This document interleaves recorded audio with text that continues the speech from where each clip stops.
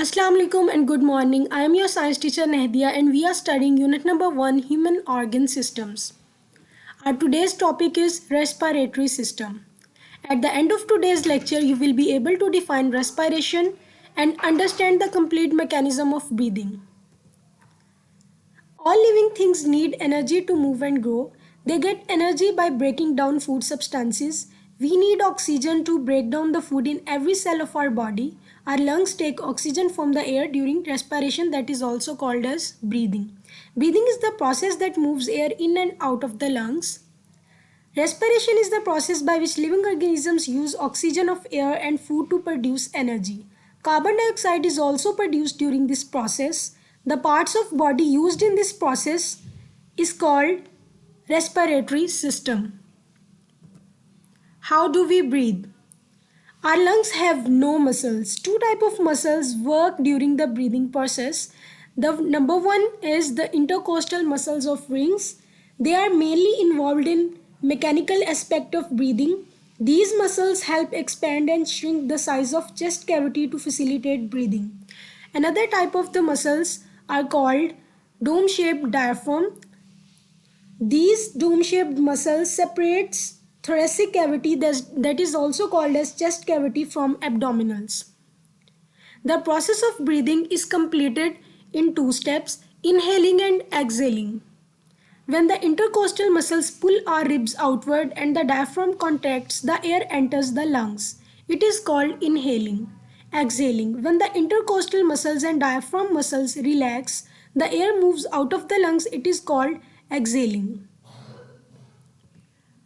Students, these are the parts of respiratory system: nose, epiglottis, larynx, trachea, bronchi and bronchioles.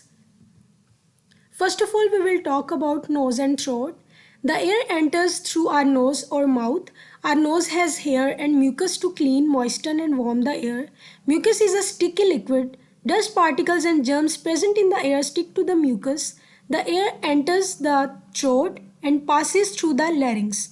Our vocal cords are present in the larynx to produce sound. Our throat contains two pipes, one for the food, that is also called as food pipe, and the other for breathing, that is called as windpipe or trachea.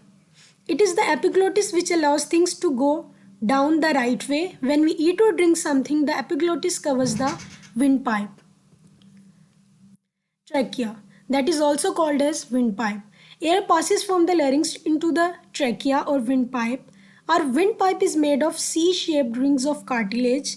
These rings keep our windpipe open. Mucus and tiny hair in the trachea also filter the air. Bronchi and lungs. The trachea divides into two branches called bronchi, singular bronchus. Bronchi carry air into the lungs. Our lungs are the most important organs of the respiratory system. In each lung, the bronchus divides into smaller tubes called bronchioles. At the end of each bronchiole, tiny air sacs called alveoli are present. Alveoli are surrounded by blood capillaries. When we breathe in, the air enters the lungs and reaches the alveoli. Oxygen of the air passes through the walls of alveoli into the capillaries. The red blood cells carry this oxygen to every cell of our body. Cells in our body use oxygen and food to produce energy and carbon dioxide.